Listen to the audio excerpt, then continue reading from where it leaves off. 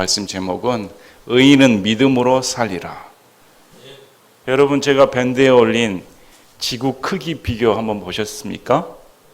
지구가 우주에서 어느 정도 크기를 차지하고 있는가? 지구보다 큰 별이 얼마나 많은가? 얼마나 큰 별이 많든지 지구는 거기에 비하면 보이지도 않습니다.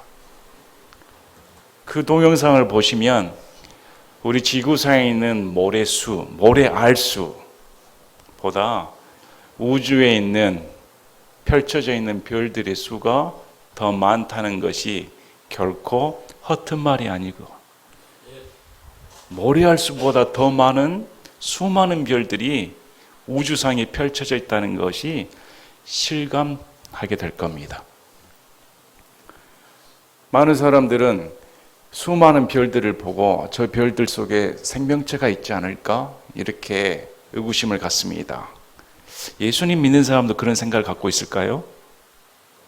성경에서는 하나님께서 지구에 관심을 두시고 신명기 4장 19절에 또 내가 하늘을 향해 눈을 들어 해와 달과 별들 곧 하늘의 모든 군대를 보고 끌려가 그것들에게 경배하며 그것들을 섬길까 염려하노니 그것들은 우주에 펼쳐져 있는 해와 달 별들은 주 내 하나님께서 온 하늘 아래 모든 민족들을 위하여 나누어 놓으신 것이니라.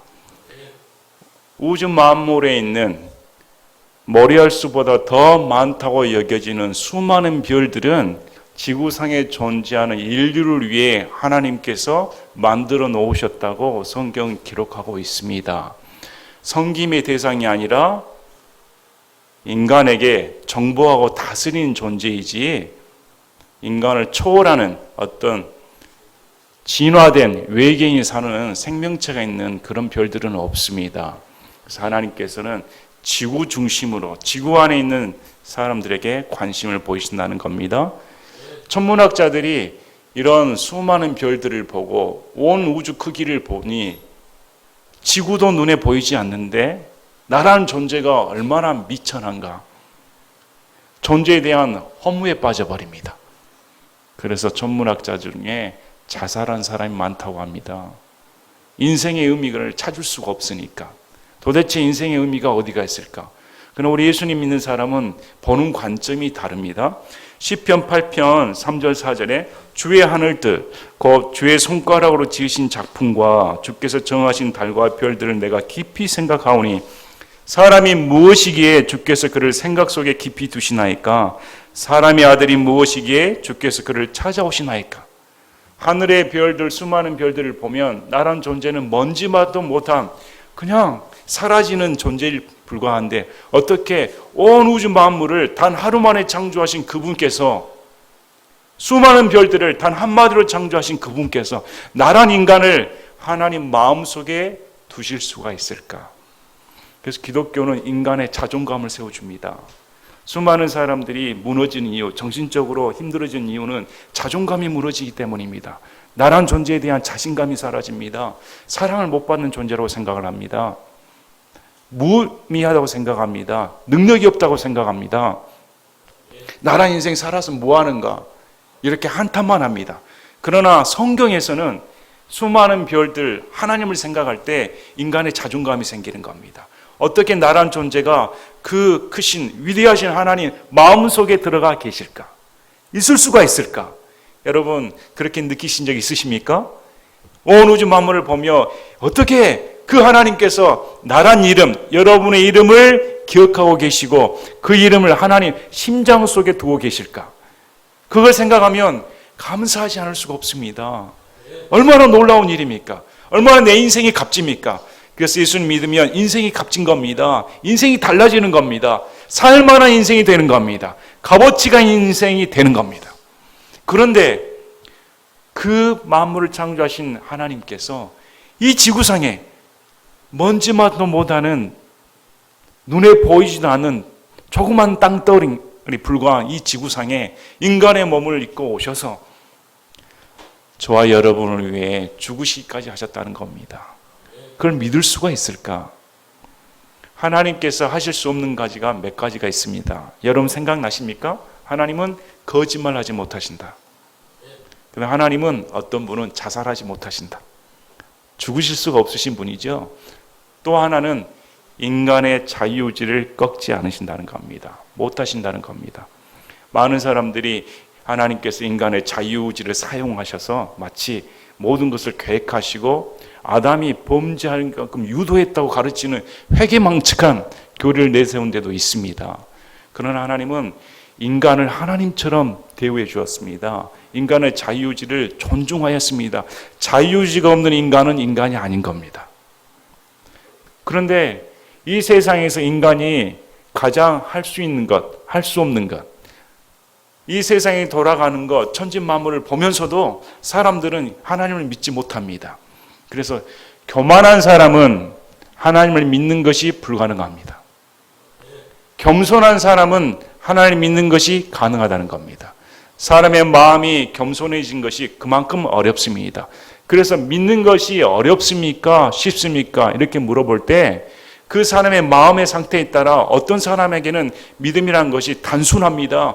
그렇습니다. 온 우주 만물을 보니 하나님께서 창조하지 않으셨다고 도저히 믿을 수가 없습니다. 어떻게 해와 달이 나를 맞춰 달을 맞춰 저렇게 정확하게 움직일 수가 있습니까? 어떻게 생명이 탄생하여 이런 신비로운 세계 가운데 나란 존재가 나올 수가 있습니까? 창조주가 있지 않고서는 이런 일이 불가능합니다. 이렇게 믿는 사람은 하나님을 믿는 것이 쉽지요.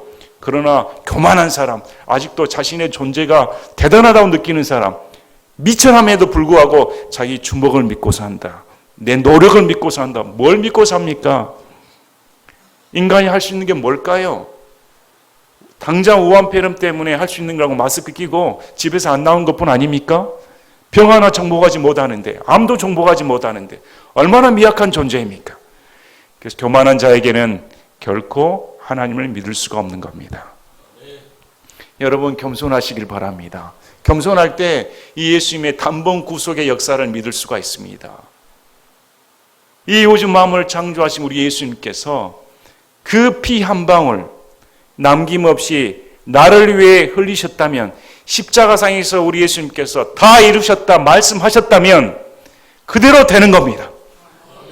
단 한 번 영원히 거룩히 구별하였다 이렇게 말씀하셨으면 그대로 되는 겁니다. 히브리서 10장 14절에 그분께서는 거룩히 구별된 자들을 단 한 번 헌물을 드림으로 영원토록 완전하게 하셨느니라. 그래서 예수님 믿어 구원받는 것은 단 한 번 영원히 끝난 겁니다.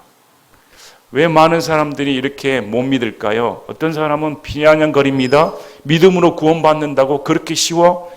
대가를 지불해야지, 행동을 보여야지. 믿음, 은혜, 비아냥거립니다. 그러나 그런 사람은 은혜가 뭔지 모르는 사람들입니다. 믿음이 뭔지 모르는 사람들입니다.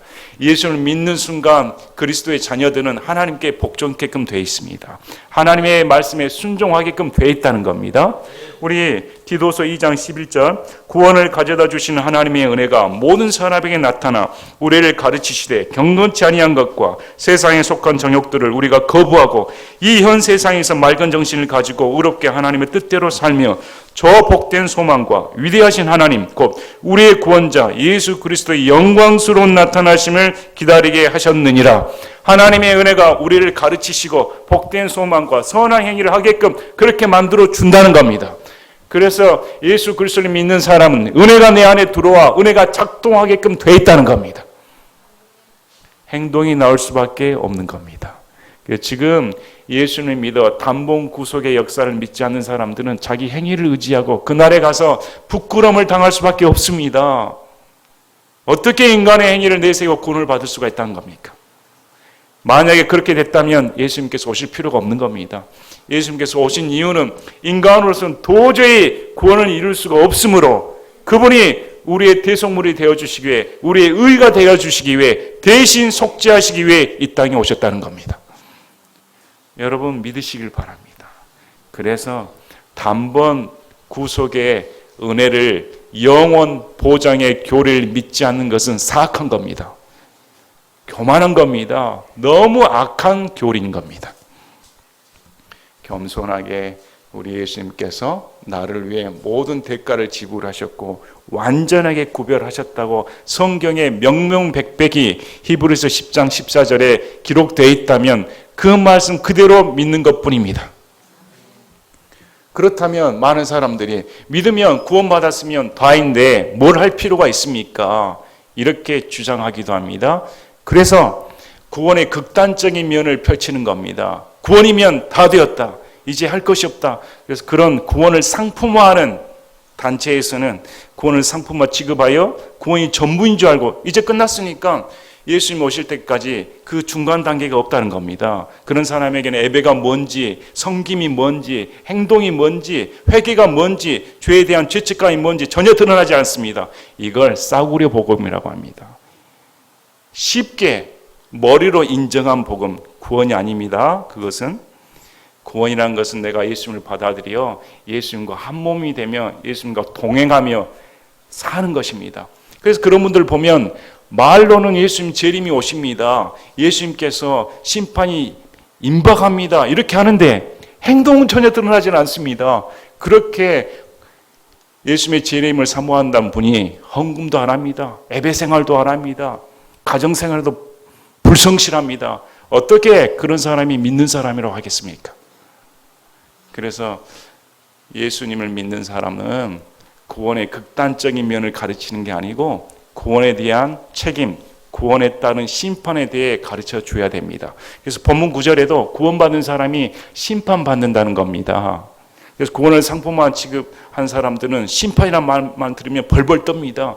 내가 구원받았고 내 죄사함이 다 잊었는데 무슨 심판이야. 그래서 자기 구원의 확신, 매돌매칠 거기에만 집중하는 것이죠. 그래서 잘못된 겁니다. 완전히 잘못된 겁니다. 현재 내가 하나님과 어떻게 동행하고 있는가? 어떻게 하나님 앞에 바로 살아야 되는가? 어떻게 예수님과 함께 동행하고 살까? 그걸 중점을 둬야 되죠. 예수님 믿는 사람 또한 심판받는다는 말씀이 본문에 기록되어 있습니다. 그래서 싸구려 복음이 아니라 우리 복음이 얼마나 값진 것인가. 단번에 영원히 구속해 주신 예수님의 은혜가 너무도 감사하니까 행동을 보이는 겁니다. 그 은혜가 감사하니까 사람을 섬기게 되고 그 은혜 감사하니까 예배에 충실하게 되고 그 은혜 감사하니까 내 물질을 드릴 수가 있다는 겁니다. 그래서 말 따로 믿음 따로는 존재하지 않는 겁니다. 오늘 말씀을 다시 보시면서 우리가 구원받은 사람이 올바른 구원에 대한 가치관을 가지시고 성경에서 어떻게 제시하고 있는가 다시금 살펴보시기를 바랍니다.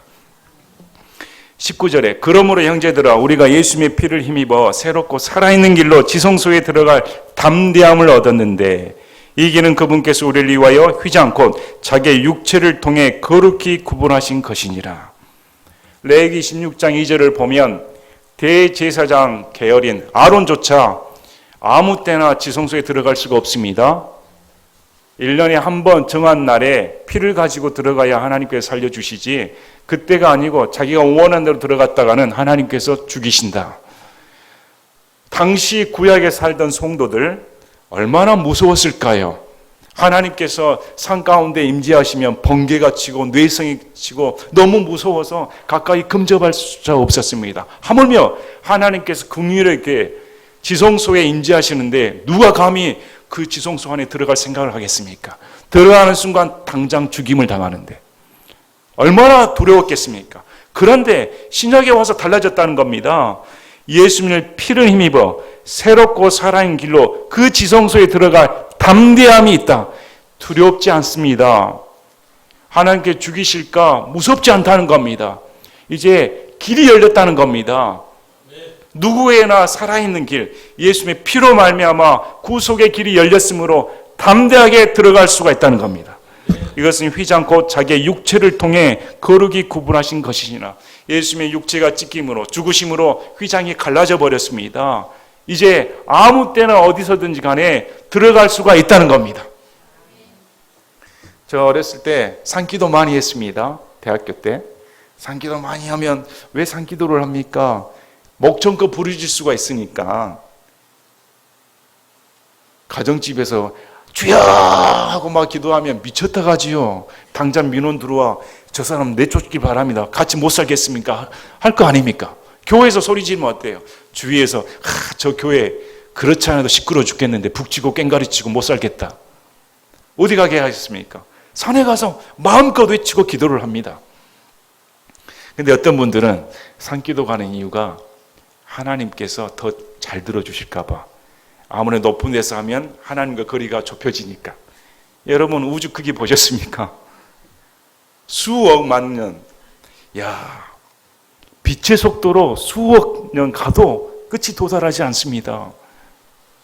그 건너편에 하나님께서 계시는데 하나님께서 야, 무등산 올라가니까 나랑 가깝다. 이렇게 생각하시겠습니까? 여러분, 에베레스트 산 꼭대기에 올라간들, 지하실에 내려간들, 하나님께서는 거기서 거기입니다. 어디서든 간에 어떤 길을 통해서든 간에 시간과 상관없이 이제 우리에게는 살아있는 길이 열린 겁니다. 바로 예수님의 피를 힘입어 예수 그리스도께서 나를 위해 피 흘리셨다. 그 피 때문에 두려워하지 않고 단번에 지성소에 계신 하나님의 존전 앞에 들어갈 수가 있다는 겁니다. 이것은 실로 우리가 휴거되어 부활하여 하나님의 왕자 앞에 서게 될 겁니다.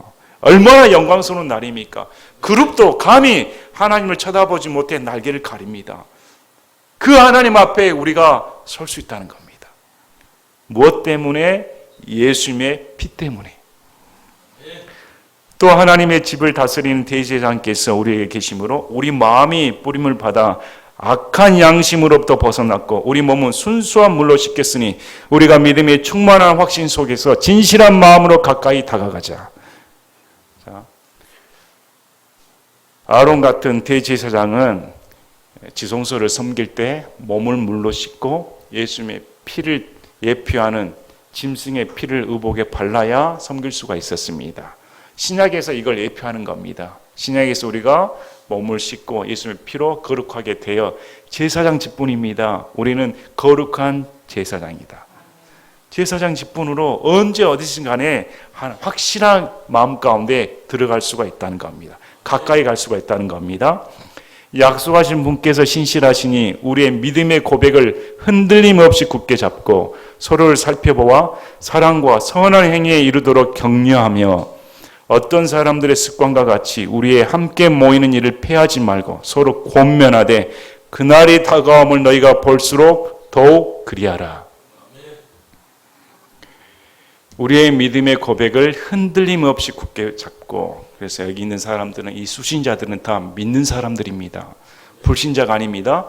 믿는 사람들이 믿음의 고백을 확실히 붙잡고 해야 할 게 서로를 살펴보라는 겁니다. 왜 이런 말씀을 주셨냐면 당시 그리스도인은 고립된 사람들입니다.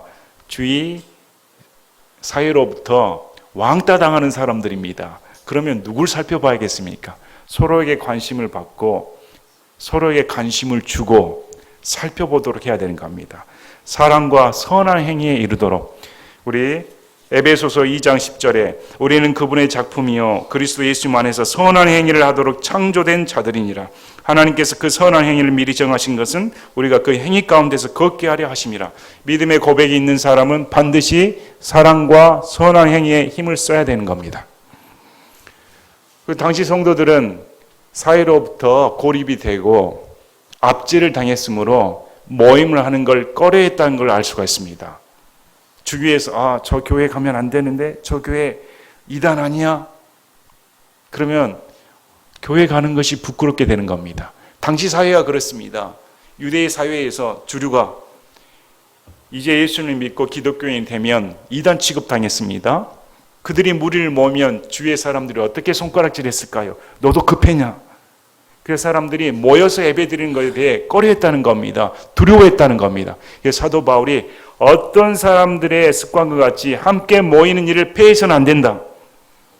두렵더라도 왕따 당하더라도 지탄받다 하더라도 모임은 이루어져야 된다는 겁니다. 우리에게 특수합니다. 킹제임스 성경을 믿습니다. 단 한 번 영혼 구속의 교리를 믿습니다. 더불어 인간의 자유의지를 하나님께서 존중하신다는 교리를 믿습니다. 자유의지와 상관없이 구원받는다는 그런 교리는 허용하지 않습니다. 그리고 7년 환난 전에 예수님께서 공중재림하시며 휴거 이후에 7년 환란이 있으며 7년 환란이 끝난 후에 예수님께서 지상 재림하셔서 문자 그대로 천년왕국을 이루시고 천년왕국이 끝나자마자 흰 왕자 심판관 함께 그 후에 사탄과 지옥, 사망 그 모든 것들은 사탄의 추종자들은 전부 다 영원한 불호수에 처해지고 우리에게는 새하늘과 새 땅이 열리게 된다고 성경대로 믿는 성경 신자들입니다. 이러다 보니까 사도신경도 하지 않아? 교회에서 11조 강조해야 되지 않은가? 이렇게 킹제임스 성경 듣보잡인데 무슨 교회가 그래? 이렇게 지탄받을 수도 있습니다. 그럼에도 우리가 모이게 힘써야 되는 겁니다. 이럴수록 서로를 살펴봐야 됩니다. 우리의 믿음의 고백이 있다는 겁니다. 우리는 예수님을 믿는 예수님의 유일, 예수님만이 나의 구원자이십니다. 예수님의 영광을 위해 우리는 존재합니다. 그분이 나의 전부가 되기를 원하는 교회입니다. 이 고백을 놓지 않아야 되는 겁니다. 이럴수록 서로 모이게 힘써야 됩니다. 요즘 우한 폐렴 때문에 예배드리는 것이 곤란하게 되었습니다. 그러다 보니 정부 시책에 따라 많은 사람들이 집에서 온라인 예배를 드렸습니다. 물론 정부 시책에 따라야 됩니다. 그런데 이런 일이 지속되다 보니까 모여서 예배드리는 것이 이제 귀찮아지게 여겨진다고 합니다. 얼마든지 온라인상에서 인터넷상에서 예배를 드릴 수가 있구나. 나태하게 돼버린 겁니다. 절대 신앙인은 혼자 존재할 수 없습니다. 혼자 신앙인은 성경에서 용납하지 않는 겁니다. 한 사람 이상이 모여야 교회가 되는 겁니다. 서로 모여서 살펴보고 저 사람의 단점, 장점을 볼 수 있어야 됩니다. 믿음으로 살았더니 하나님께 저렇게 축복하시는구나. 믿음에서 어긋났더니 저렇게 인생이 멸망되는구나. 눈으로 직접 목도하고 각성할 수 있어야 되며 성도들을 통해 하나님께서 어떻게 역사하시는가 배워야 되는 겁니다. 절대 나홀로 신앙은 존재하지 않습니다. 이럴수록 함께 모여 그날이 다가옴을 너희가 볼수록 더욱 그리하라. 2000년 전에 사도 바울이 말하는 겁니다. 2000년 전에 히브리 성도들에게 예수님께서 곧 오신다는 겁니다. 곧 오신다는 소식을 들을 때 너희들은 어떻게 살아야 되는가? 세상에서 멸시한다고 두려워할 가치가 있는가? 세상에서 너희가 잘 산다고 하는 것이 가치가 있는가? 따져보라는 겁니다. 예수님의 재림이 임박할수록 심판이 임박할수록 그리할수록 서로 권면하여 형제님 자매님 그렇게 살아서는 안 됩니다. 더 열심히 기도하며 삽시다. 더 교회 생활 열심히 하시길 바랍니다. 더 예수님을 더 믿으셔야 됩니다. 이렇게 권면해야 되는 겁니다. 2000년 전에 그렇게 말씀하셨다면 오늘날은 어떨까요? 오늘날 세계 돌아보시길 바랍니다. 이제 세계가 다 좌경화돼 버렸습니다. 어떤 사람은 우리나라를 피해 이민 간다고 합니다. 이민 갈 나라가 없습니다. 왜? 전 세계가 다 물들어 버렸기 때문에. 이 마당에 예수님 믿는 사람은 어떻게 살아야 될까요? 우리 신앙인들, 교인들, 성도들, 자녀들은 어떻게 가르쳐야 할까요? 그날이 볼수록 서로 고면하라는 겁니다. 그날이 다가올수록 예수님의 재림이 더 임박했다는 사실입니다. 더 권면하고 하나님 편서 바로 가르쳐 믿음 중심을 지킬 수 있도록 서로 격려해 줘야 되는 겁니다. 이제 26절에 우리 사도 바울이 따끔한 말을 합니다. 예수님 믿는 사람을 하나님께서 심판하신다는 내용입니다. 우리 요한계시록 2장 3장 말씀을 보면 예수님께서 각 교회에게 칭찬도 하시지만 나무란 책망의 말씀을 주십니다. 무서운 말씀도 주십니다. 회개하라. 회개하지 않으면 네 관을 뺏어버리겠다. 회개하지 않으면 멸해버리겠다는 겁니다. 그래서 믿는 사람조차 하나님의 심판의 대상이라는 사실을 알아야 되는 겁니다. 많은 사람들이 예수님 믿는 사람은 심판을 받지 않는가? 지옥 가는 심판은 받지를 않습니다. 한 번 구원받으면 지옥 가지를 않으니까. 그러나 이 세상에 사는 동안 심판을 받습니다. 또 그리스도의 심판석 앞에 섰을 때 보상의 심판을 받는다는 겁니다.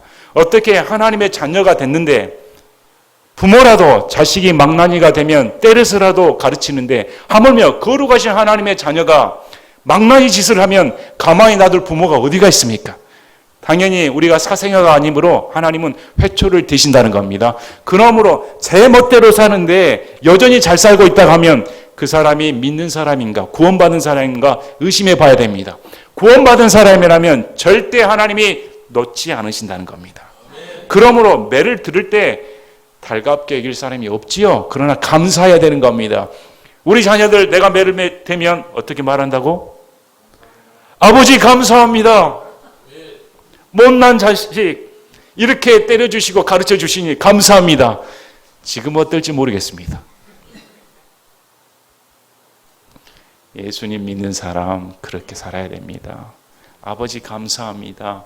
나를 얼마나 사랑해 주시길래 이렇게까지 아껴 주십니까? 그래서 본문 구절에 사도 바울이 예수님 믿는 사람이 이렇게 행동하면 심판받는다. 모세의 율법을 두려워했습니다. 모세의 율법은 두려움 그 자체였습니다. 하나님의 말씀이셨으니까. 하나님의 말씀을 어긴 히브리 성도들은 얼마나 두려웠을까요? 율법이 얼마나 무서웠을까요? 그런데 은혜 안에 들어왔는데 은혜로 생각하니까 모든 것을 넘겨준다고 생각합니다. 우리 로마서 6장 1절 2절에 그런즉 우리가 무슨 말을 하리요? 은혜가 넘치게 하려고 우리가 죄 가운데 거하겠느냐? 결코 그럴 수 없느니라. 죄에 대하여 죽은 우리가 어찌 그 가운데서 더 살리요? 은혜를 받았으니까 죄에 대한 무면허 운전면허증을 준 것이 절대 아닙니다. 많은 사람들이 착각합니다. 그러면 요한일서 7절, 8절, 9절 말씀은 사람들이 넘겨버린 것 같습니다. 이 구절을 보고 글쎄요, 구원을 상품화하는 교회에서는 넘어갈 겁니다. 나랑 상관이 없다. 뭔 상관이 없습니까? 분명히 여기에서는 그리스도인입니다. 믿는 사람한테 주는 말씀입니다. 자, 우리가 진리에 관한 우리라고 말을 합니다. 우리는 누가 포함이 됩니까? 바울입니다. 바울을 포함하여 진리에 관한 지식을 받은 뒤에 고의로 죄를 지으면 다시는 죄들로 인한 희생물이 남아있지 아니하고 예수를 믿었습니다. 예수를 믿었는데 고의로 하나님의 말씀을 거스려 죄를 짓는다면 이 죄들로 인한 희생물은 없다는 겁니다. 대적들을 삼킬 심판과 불같은 경로에 대하여 두렵게 기다리는 어떤 일만 남아있느니라. 바울을 비롯한 믿음의 사람들이 하나님의 말씀을 고의로 대적하여 죄를 짓는다면 예외 없이 하나님의 불같은 심판이 기다린다는 겁니다. 모세의 율법을 멸시한 자도 두세 증인으로 인해 긍휼을 얻지 못하고 죽었거늘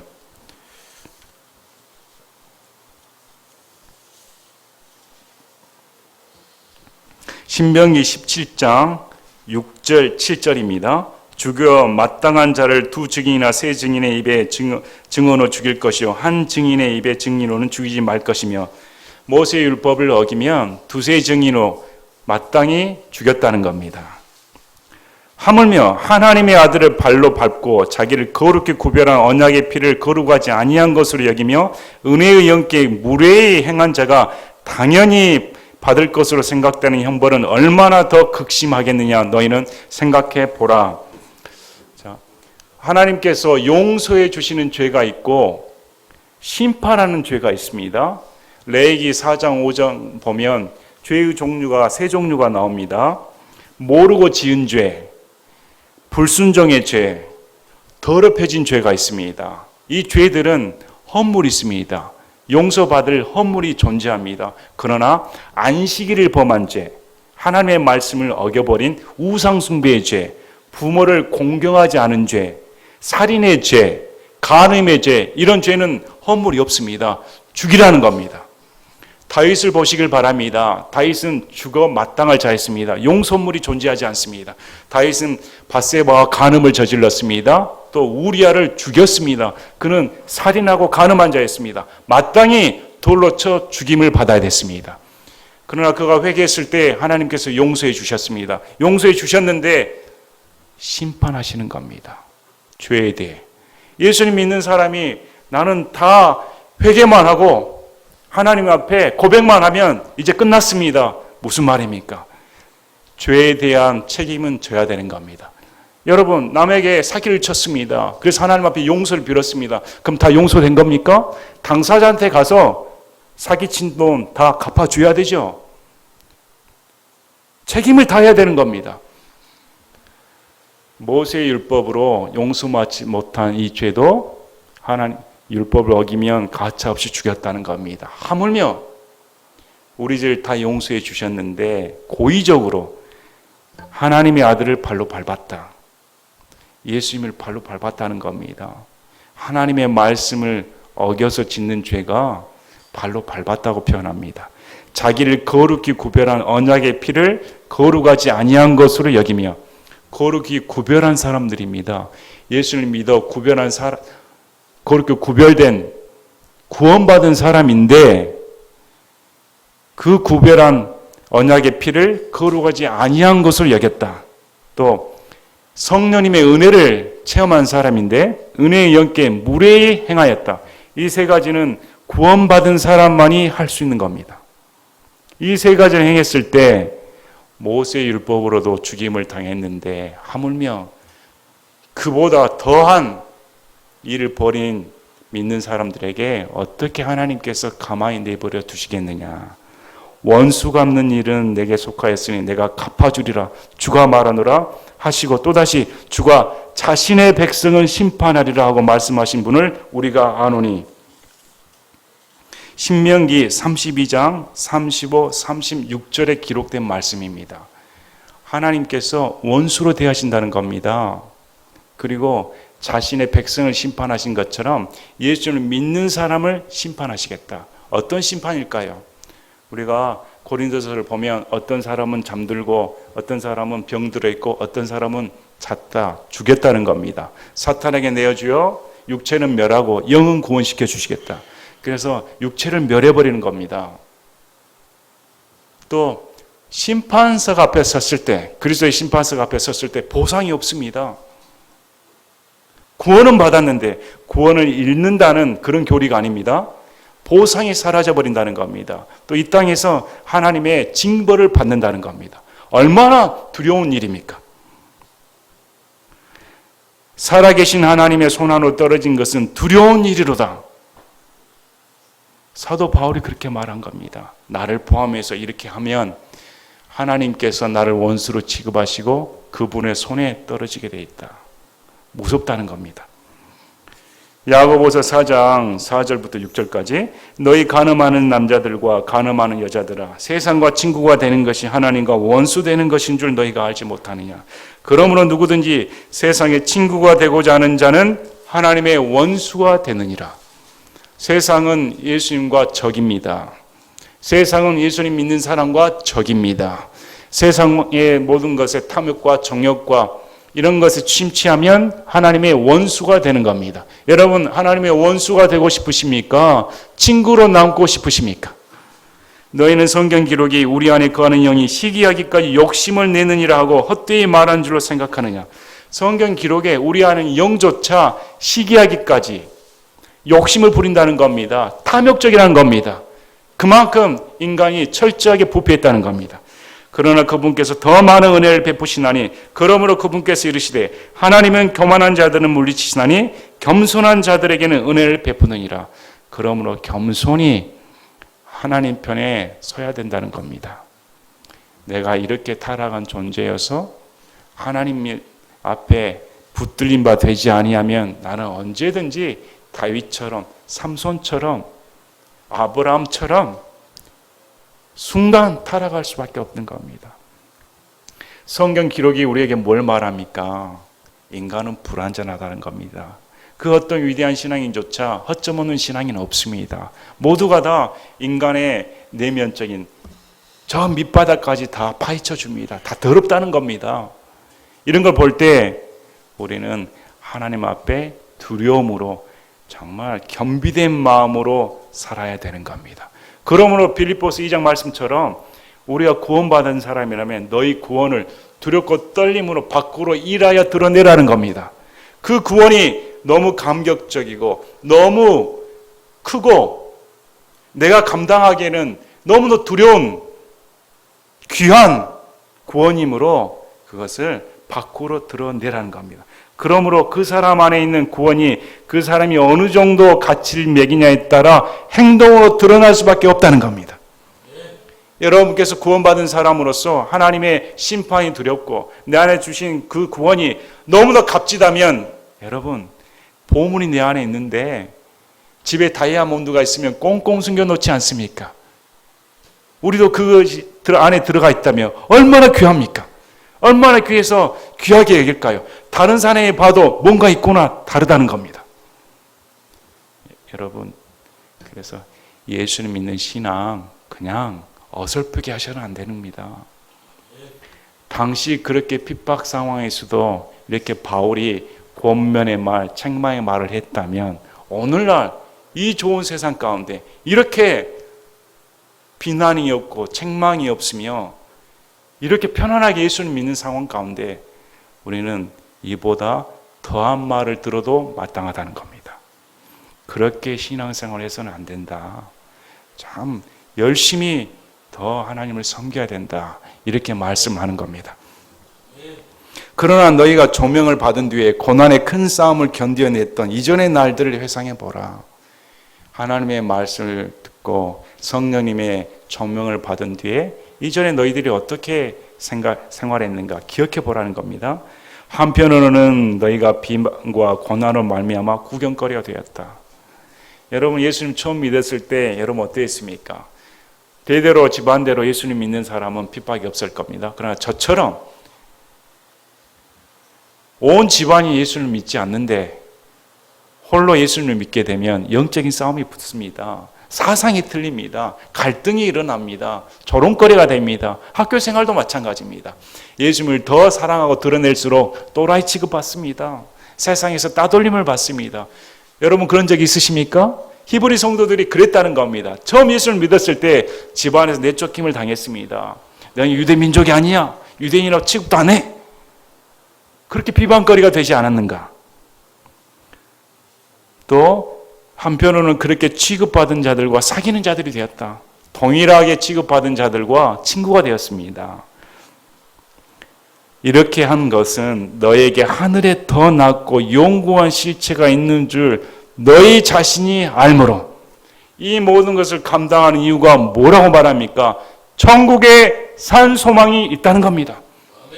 이 땅에 소망이 없으니까 내 재산을 팔고 내 노력을 팔고 내 시간을 투자하여 하나님을 섬겼다는 겁니다. 온 세상이 날 조롱하여도 내가 하나님 앞에 설 수 있는 이유는 이 땅이 전부가 아니다. 하늘에 더 나은 영구한 이 땅은 순식간에 사라집니다. 실체가 아닙니다. 실체는 실제로 내가 맞닥뜨릴 것은 하나님 존전 앞에 천군 천사와 함께 예배하며 영원히 주님과 함께 거하는 산 소망이 있다는 겁니다. 이걸 너희 자신이 아니까 그런 고난과 핍박을 당하지 아니하였는가? 결박 중에 있는 나를 너희가 불쌍히 여겼고 감옥에 갇혀 있는 바울을 불쌍히 여겼습니다. 너희 재산을 노력당하는 것도 기쁘게 여겼다. 재산을 뺏겼습니다. 탈취당했습니다. 그래도 기뻤다는 겁니다.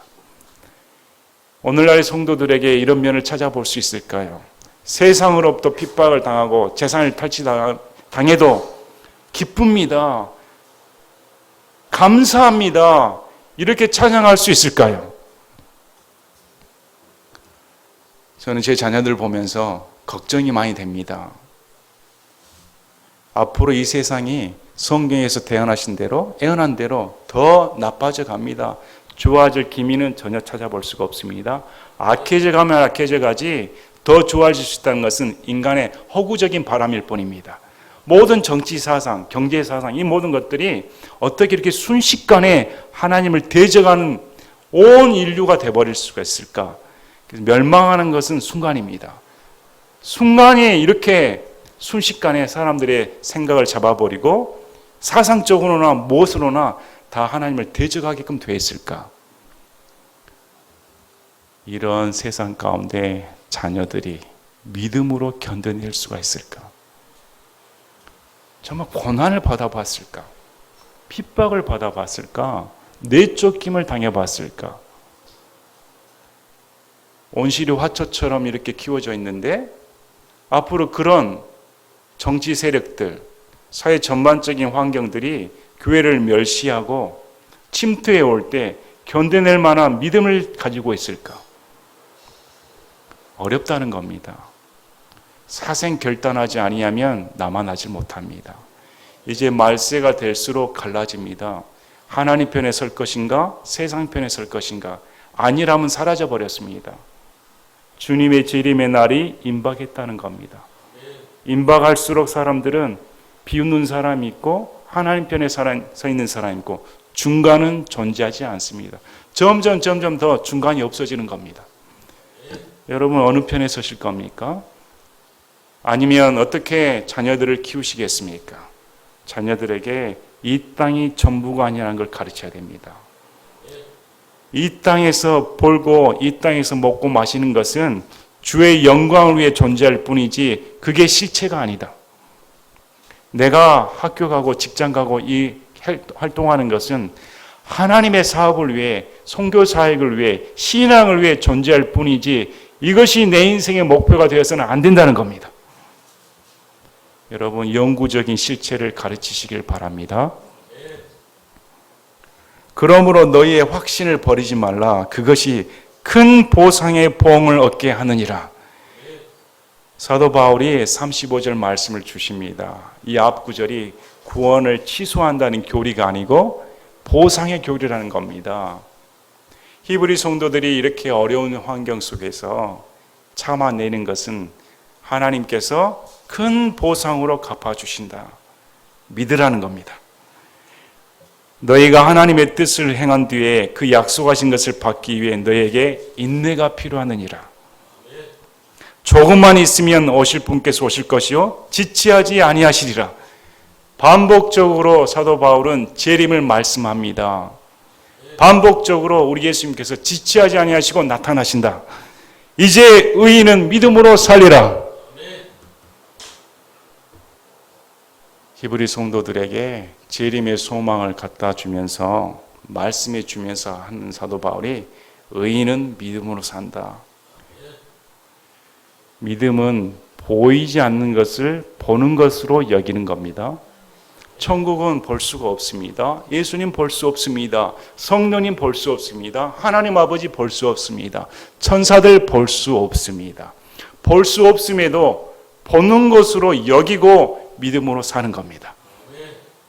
히브리 성도들이 보이는 모세의 율법을 따라 하는 종교 행위에 눈을 돌리지 말라는 겁니다.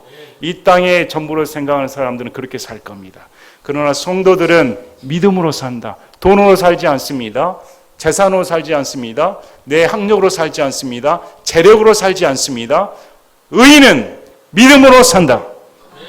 그 믿음은 하나님께서 내 인생을 책임지신다는 겁니다. 믿는 순간 하나님께서 나의 모든 보상이 되어주시고 아버지가 되어주심으로 나의 전 인생을 책임지신다. 오직 그분께 매진한다는 겁니다. 핍박이 와도 환난이 와도 고난이 와도 조롱거리가 돼도 재산을 다 노략당한다 하더라도 모든 것을 잃어버린다 하더라도 병 가운데 있을지라도 믿음으로 산다는 겁니다. 여러분 믿음으로 사시길 바랍니다. 그래서 믿음이 가장 큰 재산입니다. 믿음은 대신해 줄 수가 없습니다. 믿음은 보석 같습니다. 단련이 돼야 됩니다. 한 번에 얻어지질 않습니다. 수년간에 걸쳐서 깎이고 다듬어졌을 때 누가 봐도 값지게 드러난 겁니다. 아브라함이 이삭을 순간에 바쳤습니까? 아닙니다. 무려 20몇 년간 수십 년간의 연단이 있는 후에 이삭을 바칠 수가 있습니다. 한 번에 얻어지질 않습니다. 여러분 믿음이 단련되시길 바랍니다. 그냥 어영부영 사지 마시고 정말 내게 값진 믿음을 허락해 주시길 바랍니다. 믿음이 제일입니다. 신앙생활에 남는 것 중에 그분 앞에 섰을 때 우리가 들고 갈 것은 믿음밖에 없습니다. 믿음을 좋을 때 앞에 섰을 때 얼마나 올까요? 여러분의 믿음의 무게를 그램수로 따지면 다이어트 할 생각하지 말고 믿음의 무게를 두시길 바랍니다. 그래서 의인은 믿음으로 산다. 믿음으로 사는 것만큼 멋진 인생이 없습니다. 믿음 빼버리면 그리스도인은 존재하지 않습니다. 그래서 의인한 말은 하나님께서 믿음으로 의롭게 여겨준다는 겁니다. 믿음으로 의롭게 여김을 받은 사람은 그 믿음으로 구원받았으므로 그 믿음이 자신의 전부가 되는 겁니다. 여러분 믿음으로 사는 여러분이 되시기를 진심으로 바랍니다. 그러나 어떤 사람이 뒤로 물러가면 내 혼이 그를 기뻐하지 아니하리라. 그러나 우리는 뒤로 물러가 멸망에 이른 자들에게 속하지 아니하고 믿어서 혼의 구원에 이른 자들에게 속하느니라. 뒤로 물러가 우리 멸망한 자들에게 이르지 않고 믿어서 혼의 구원에 이르는 자들에게 속한다. 사도 바울이 이렇게 말씀을 주십니다. 그래서 오늘 말씀을 통해 하나님께서 예수님 믿는다고 이 세상에서 내 멋대로 산다는 그런 거짓 교리는 허용하지 않는다는 겁니다. 한 번 구원받아 영원히 이루어졌기 때문에 이제는 내 멋대로 산다는 그런 거짓 교리는 허용해서는 안 되는 겁니다. 또 그러므로 내 멋대로 살지 않고 내가 행위로 구원을 유지시켜서 영원한 구원을 얻을 수 있다는 그런 교만한 생각도 버려야 되는 겁니다. 인간이 아무리 노력을 해도 예수님의 피 한 방울 얻을 만한 능력은 결코 존재하지 않습니다. 한 번 더 유튜브에 가 지구의 크기가 얼마나 미약하고 적은가, 먼지만도 못한가 영상을 한번 보시길 바랍니다. 그 지구에 저와 여러분이 살고 있습니다. 그런데 오늘 또 아웅다웅 하며 그냥 눈 지켜 올리고 서로 싸우고 뭔 말하면 삐져버리고 못 먹어서 속에 미운 감정이 팍팍 나고 대단하지요. 그래서 이런 영상을 보시면 겸손해집니다. 낮아집니다. 이 세상이 잠시구나. 그래서 아브라함처럼 티끌마토 못한 제가 감히 하나님께 아뢰입니다. 얼마나 겸손합니까? 그런데 그분의 마음속에 저와 여러분이 들어가 있다. 어떻게 하나님께서 지구보다 나를 더 소중히 여길 수가 있을까? 어떻게 지구에 있는 모든 금은 보화보다 나를 더 값어치 여겨 주시고 죽으실 수가 있을까? 다시금 그분의 은혜를 깊이 생각해 보시는 여러분이 되시기를 바랍니다. 제가 기도하고 마치겠습니다.